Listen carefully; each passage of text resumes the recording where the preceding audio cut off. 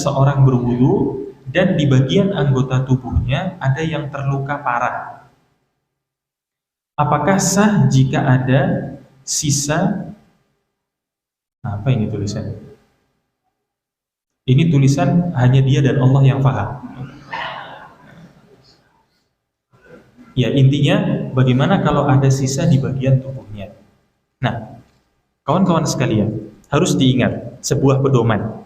Ya, dan pedoman ini terapkan di dalam segala macam permasalahan.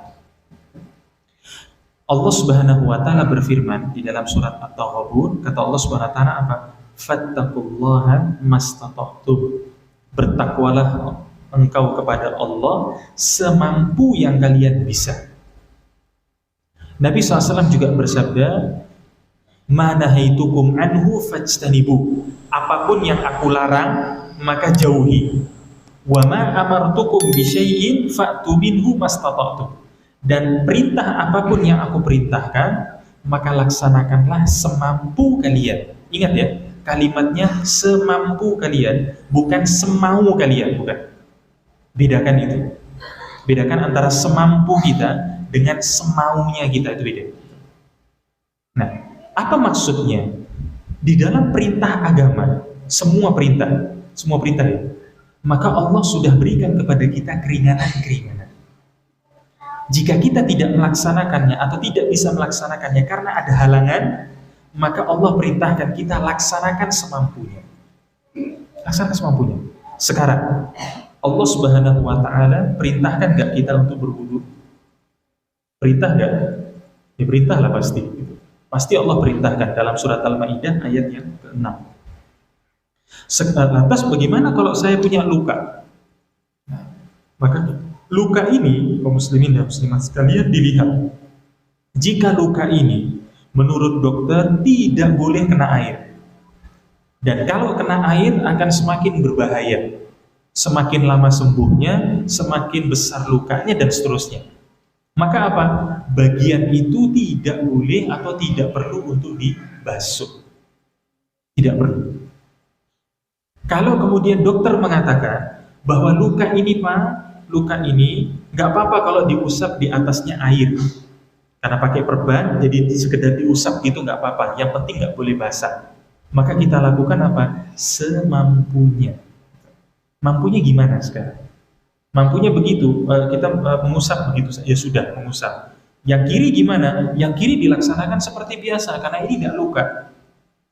Kakinya gimana? Kakinya luka enggak? Oh nggak luka, laksanakan seperti biasa. Jadi seperti itu. Maka semuanya dikembalikan kepada kemampuan. Maka dilihat, kalau misalkan ada kaum muslimin luka, lukanya kenapa? Luka diabetes, itu berbahaya. Kalau kena air lama sembuhnya, nggak bisa. Maka apa? Bagian itu jangan kena air. Sisanya lakukan seperti biasa. Ya, jadi seperti itu. Semua terapkan ini dalam semua. Sholat juga seperti itu. Maka saya sering ingatkan kepada kaum muslimin, perkara yang kita sanggup lakukan, lakukan. Yang kita tidak sanggup lakukan, jangan dilakukan. Contoh misalkan begini. Seseorang mengatakan, Ustaz, saya punya masalah di kaki saya, sehingga saya tidak bisa sujud dan duduk di antara dua sujud. Maka apa? Berlaku tadi perkataan dari Nabi SAW. Apa? Apabila aku perintahkan kalian sesuatu, laksanakan semampu kalian. Sehingga gimana? Kita tanya, Bapak mampunya gimana? Bapak mampunya gimana? Bapak berdiri mampu apa enggak? Mampu. Kalau begitu harus berdiri. Rukuknya mampu enggak? Mampu. Berarti rukuk. Tidak? Bisa. Tidak. Sujud? Sujud enggak bisa. Bisanya gimana? Bisanya duduk di atas kursi. Duduk di atas kursi. Duduk di antara dua sujud bisa? Enggak bisa. Bisanya gimana? Duduk di atas kursi. Berarti duduk di atas kursi.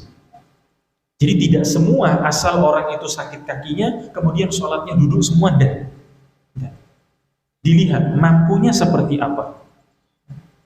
Saya nggak bisa sama sekali, saya nggak bisa berdiri, saya nggak bisa rukuk, saya nggak bisa i'tidal, saya nggak bisa sujud, saya nggak bisa duduk di antara dua sujud. Bisanya gimana? Semua dengan cara duduk, berarti duduk. Jadi seperti itu. Terapkan semuanya kepada segala hal. Masuk juga di dalam masalah yang sering ditanyakan, Ustaz, Saya punya seorang ibu saya sudah sangat tua, sehingga dalam masalah buang air tidak bisa dikontrol. Nggak bisa. Kalau kita kan mau buang air terasa. Ini ibu ini sudah sangat tua, sudah nggak bisa lagi. Sehingga harus menggunakan pampers, sehingga harus menggunakan selang, harus menggunakan ini sebagainya. Gimana sholatnya? Maka laksanakan apa? Sholat semampunya. Ibu itu mampunya gimana? Ya mampu dalam keadaan sholat seperti itu. Maka apa? Sebelum sholat, bersihkan dulu apa yang ada.